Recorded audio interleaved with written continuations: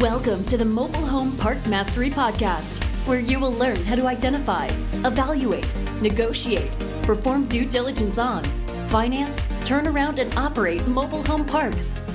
And now, here is your host, the fifth largest mobile home park owner in the United States, Frank Rolfe. Maybe you just closed on a new mobile home park.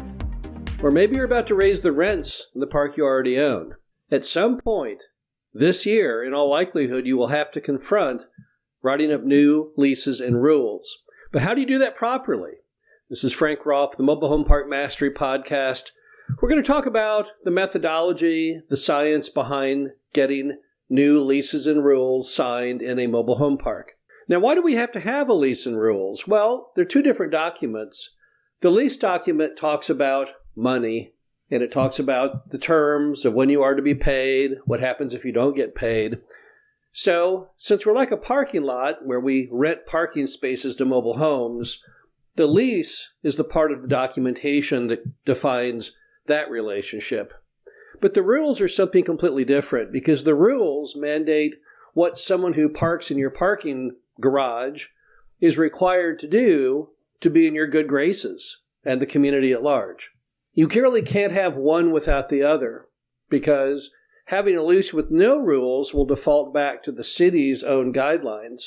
And cities are very lax on rules, and probably none of those rules will meet the criteria of your insurance company, or even what you need is a regular ongoing business model, and certainly not in the best interest of your customers. So if we have to get leases and rules, how do we begin the process of that? Well, let's start off with the lease itself. Now, the lease is a critical feature because without a lease, you're not going to get any money, or you won't get money in the amount that you're supposed to get. So the first question on the lease is, what are we doing as far as money? How much money are you charging for rent? And who's to pay the utilities? Are the utilities paid by the tenants? Are some portion paid by the tenants and some portion paid by you? When is the rent late? All the different economic issues you need to decide on the front end, and then go to your state mobile home association and say, do you have a copy of a standard lease for a mobile home park? And hopefully they'll have a state-approved lease that says things in all the correct way with all the correct disclaimers and paragraphs regarding tenant rights and everything else. So start off with the chassis of the car, so to speak, coming from your state mobile home association.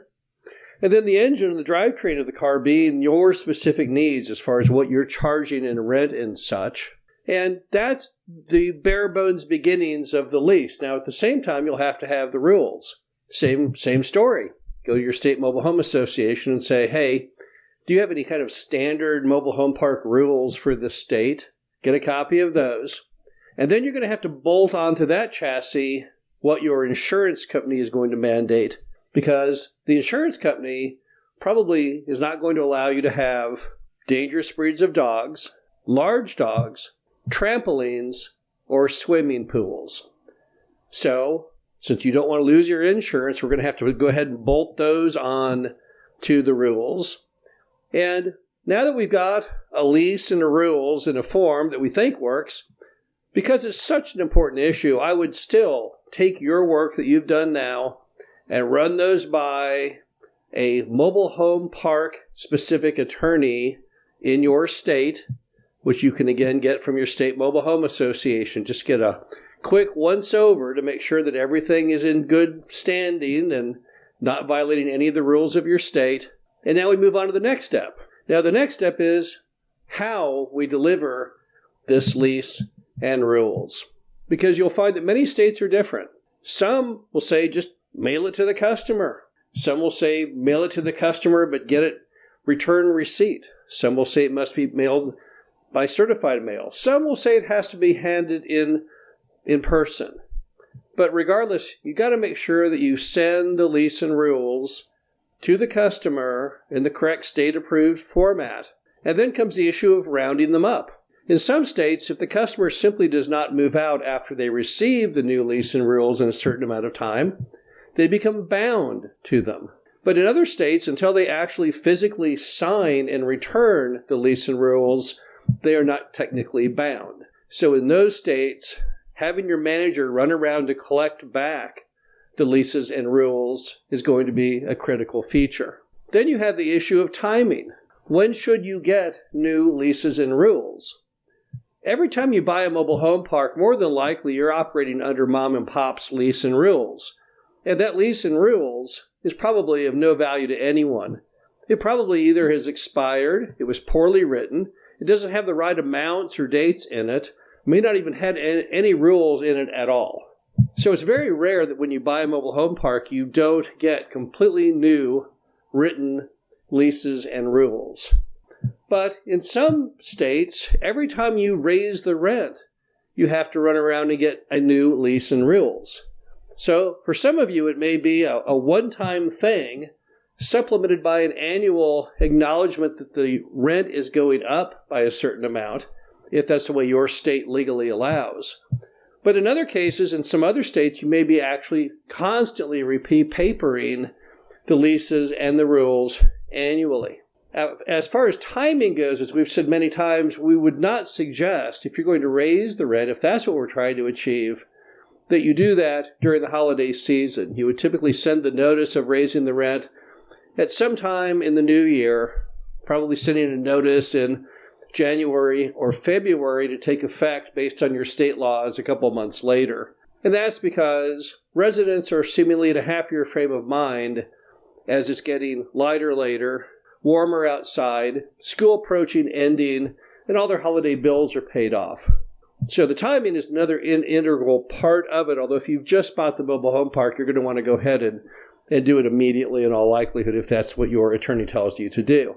And don't forget the implications if you don't do the lease and rules properly, because if you don't do them properly and you have any issue with any tenant, they're more than likely going to try and pick to pieces your lease and rules, claiming that you've done something terrible by not having it within the exact comma and spacing and punctuation that the state requires.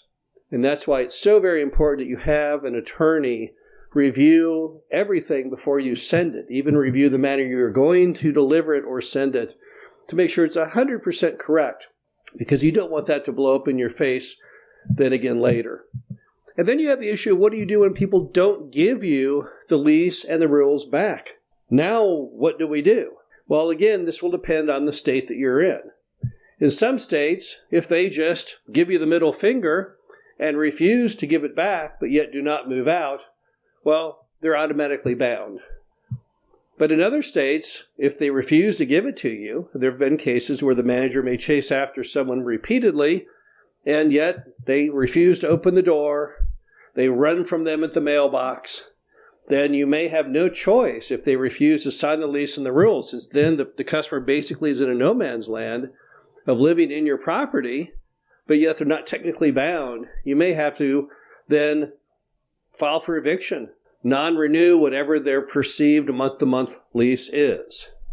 Once again, on those kinds of issues, you're more than likely going to want to get the consultation of a state mobile home park specific attorney to make sure you're making the right move, because you may have any number of people who have not returned the lease, and you want to make sure that you're approaching all of these fairly and consistently and again correctly. The bottom line to it, as in all things in life, the first time out everything seems very, very hard and complicated. But then after that, once you get used to it, it just becomes a very, very simple item that you know exactly how to proceed on, and it doesn't cause you a lot of grief.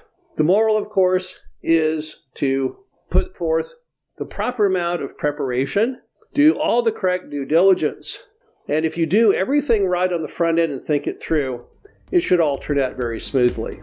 This is Frank Rolfe, the Mobile Home Park Mastery Podcast. Hope you enjoyed this. Talk to you again soon. Thank you for listening to the Mobile Home Park Mastery Podcast. Be sure to visit us at mhpmastery.com to subscribe to the show, read our show transcriptions, and access all of our great information on mobile home park investing.